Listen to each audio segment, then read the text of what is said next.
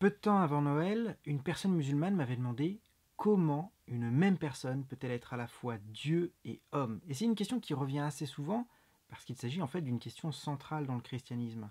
Pour les chrétiens, Jésus n'était pas simplement un homme, c'était aussi Dieu incarné en homme. Et c'est une idée qui soulève des objections parce qu'elle semble complètement contradictoire. Il semble impossible qu'une même personne soit à la fois divine et humaine.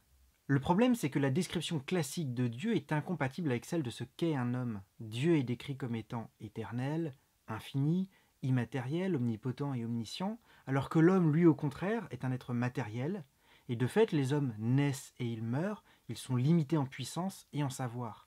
Même les descriptions religieuses de Jésus font état de ces limitations. Jésus, il est né, il a connu la faim, la soif, la fatigue, l'ignorance et même la mort.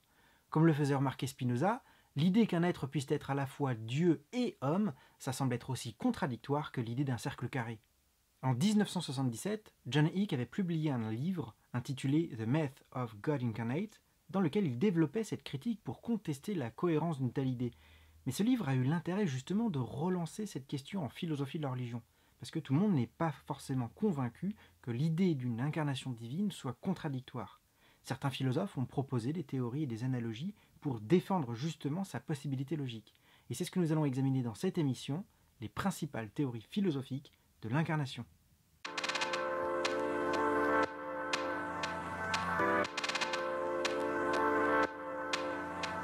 La théorie kenotique est l'une des principales théories philosophiques de l'incarnation et probablement aussi l'une des plus intuitives.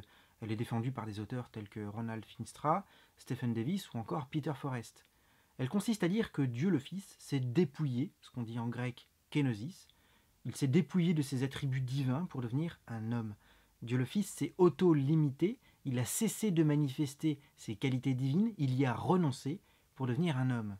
L'incarnation ne serait donc plus contradictoire, puisque Jésus n'aurait pas été à la fois omnipotent et sujet à la fatigue. Dieu le Fils aurait abandonné justement son omnipotence pour pouvoir être sujet à la fatigue.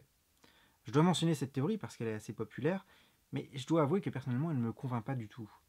D'une part, elle fait de Dieu un être temporel, contingent et muable, un Dieu qui pourrait se modifier. Et c'est une idée qui est pourtant très éloignée de la conception classique de Dieu, comme étant un être intemporel et nécessaire. D'autre part, la théorie kénotique reconnaît que Dieu n'a pas cessé d'être Dieu, il a seulement abandonné les attributs de sa divinité. Il ne s'agit donc pas d'une transformation, comme une chenille cesserait de l'être pour devenir ensuite un papillon. Non, ici, Dieu reste Dieu, mais il abandonne les attributs incompatibles avec l'humanité. Cela signifie que ces attributs divins ne lui sont pas essentiels, qu'il peut s'en débarrasser. Dieu n'est pas par essence éternel, immatériel, omnipotent, omniscient, etc. Il peut abandonner tous ses attributs sans cesser d'être Dieu. Mais la question qui se pose, c'est comment Dieu pourrait-il abandonner ses attributs? Et en quoi ou comment le mot Dieu pourrait-il encore avoir un sens si on lui retire tous ses attributs qui sont justement distinctifs? C'est une idée qui paraît relativement incohérente. Je pense que la théorie kénotique souffre de beaucoup trop d'handicaps pour être intéressante. Si Dieu est immuable, si ses attributs lui sont essentiels, et si Dieu reste réellement Dieu malgré l'incarnation, alors la théorie kénotique n'est pas satisfaisante en tant que théorie philosophique pour comprendre l'incarnation. Il vaut mieux laisser cette théorie de côté et regarder ce que les autres ont à proposer.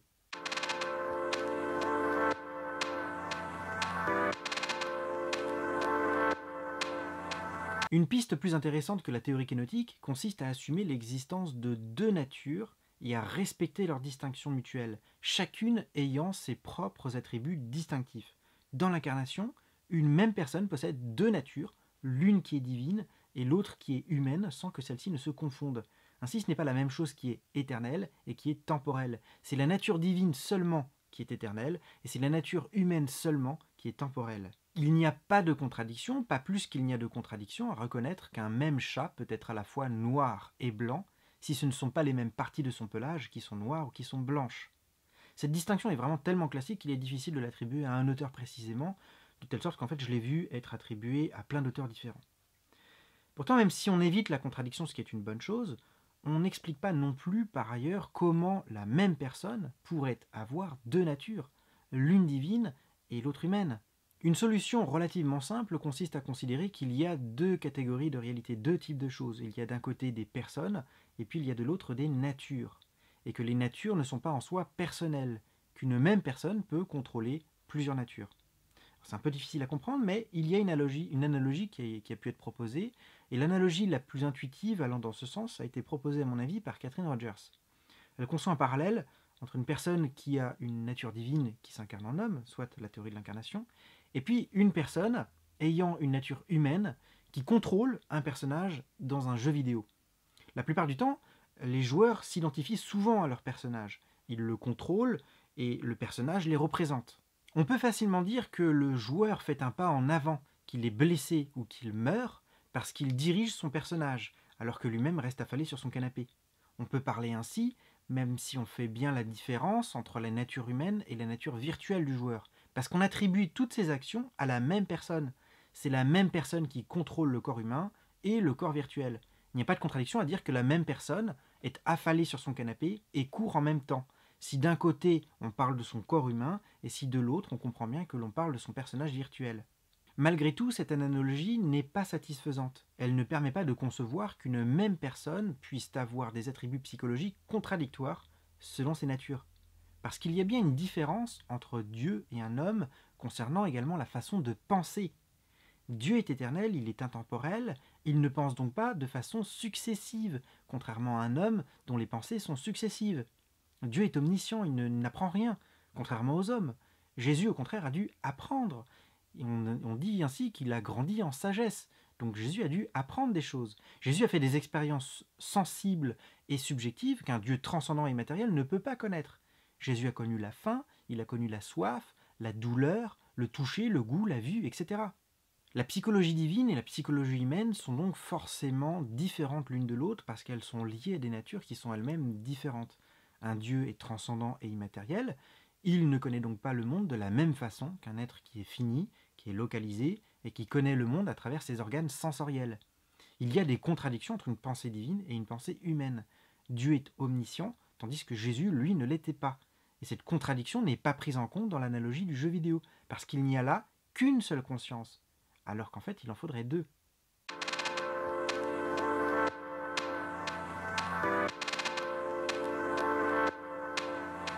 La théorie des deux esprits est l'autre grande théorie explicative de l'incarnation avec la théorie de la kénose. Elle est principalement défendue par des auteurs comme Thomas Morris dans son livre The Logic of God Incarnate publié en 1986. Thomas Morris défend la distinction des natures, la non-confusion entre la divinité et l'humanité, ce qui lui permet d'éviter le problème de la contradiction. Mais il pense également qu'à chaque nature correspond un esprit ou une conscience qui est attachée à celle-ci, qui est dépendante de celle-ci. Ainsi, l'esprit divin est omniscient, tandis que l'esprit humain, lui, ne l'est pas. La difficulté est alors d'expliquer le fait qu'une même personne puisse avoir deux consciences. Thomas Morris explique donc que les deux esprits forment un système, qu'ils sont liés l'un à l'autre, l'un englobant l'autre, l'esprit divin contenant l'esprit humain, il a accès à ce dernier, il le détermine, mais la réciproque n'est pas vraie. Dieu le Fils et Jésus forment bien une même personne, parce qu'il s'agit bien d'une même volonté dans le contenu, même si les deux consciences peuvent être différentes. C'est ainsi que l'esprit divin est omniscient, tandis que l'esprit humain, lui, ne l'est pas. Alors Thomas Morris a évidemment bien conscience que son explication est abstraite, qu'il est difficile de se la représenter, mais il propose quelques analogies pour la rendre plus intuitive. On peut comparer l'incarnation à une personne qui rêve, se situant elle-même dans son propre rêve. Il y a alors deux consciences, l'une rêvante et l'autre qui est rêvée, bien qu'il s'agisse en réalité d'une même personne. On peut aussi comparer l'incarnation à certains systèmes informatiques, où un système peut en émuler un autre, ou encore un système peut en contrôler un autre sans que cela soit réciproque. On peut enfin comparer l'incarnation aux troubles de la personnalité multiple, ou encore aux différents niveaux de conscience, où une même information peut être connue à un certain niveau de conscience, mais ignorée ou oubliée à un autre niveau de conscience. Alors Thomas Morris a bien conscience que ces analogies sont limitées et qu'il ne s'agit que d'analogies visant à rendre plus intuitive son explication abstraite. Je vais quand même essayer pour ma part de rendre son explication un peu plus intuitive en proposant ma propre version corrigée de l'analogie du jeu vidéo. Dans un jeu vidéo, on s'identifie à son personnage et il nous représente complètement. Son caractère général, ses décisions particulières, ce sont les nôtres. Ce sont celles qu'on prendrait à sa place. Et ce sont effectivement celles qu'on prend puisqu'on contrôle ce personnage. Mais rien n'empêche de concevoir un jeu vidéo plus évolué, où le personnage ne serait pas complètement dépourvu de psychisme propre. Il pourrait par exemple avoir une intelligence artificielle. Il pourrait même avoir des sensations propres que nous ne vivons pas nous-mêmes dans notre conscience humaine. Alors peut-être que cette idée de sensation artificielle vous paraît étrange, auquel cas vous pouvez préférer l'analogie proposée par William Asker, qui propose une analogie avec le contrôle d'un autre organisme, comme par exemple dans le film Avatar. Quoi qu'il en soit, il y a bien là deux consciences distinctes, bien qu'il s'agisse d'une seule et même personnalité, puisqu'une conscience ne vient en fait en réalité que de doubler et de prolonger seulement l'autre. Dieu aurait pu, de la même manière, créer un monde, et dans ce monde un homme auquel il s'identifie, dans lequel il se projette. Il pourrait déterminer le monde pour que toutes les décisions et pensées de cet homme soient celles qu'il aurait eues s'il avait été à sa place, de telle sorte que cet homme soit parfaitement l'image de Dieu. Il pourrait aussi respecter l'histoire et le développement de cet homme dans ses limitations, de telle sorte qu'il vive une vie psychique relativement similaire à celle de ses semblables, excepté que lui, il serait une image ou une traduction de la psychologie de la personnalité divine dans une conscience humaine. Je trouve que c'est une théorie assez proche de ce que le christianisme entend par incarnation, et qu'elle parvient mieux que les autres à rendre compte de l'unité personnelle et de la distinction des natures divines et humaines, sans impliquer de contradiction. Je trouve également que les analogies proposées pour rendre la théorie des deux esprits plus intuitive sont également acceptables, même si elles sont inégales, certaines étant plus justes et plus intuitives que les autres. L'unité personnelle, malgré la dualité des consciences, est probablement contre-intuitive, parce qu'on tend inconsciemment à les penser comme étant dissociables et autonomes. Mais si on fait l'effort de se souvenir que ce n'est pas le cas, que la conscience humaine n'est autre que la projection de la conscience divine qui la détermine, eh bien je ne vois plus vraiment d'objection au fait de reconnaître l'unité personnelle entre les deux consciences. C'est une théorie qui m'a longtemps laissé dubitatif, mais qui me paraît de plus en plus cohérente et satisfaisante.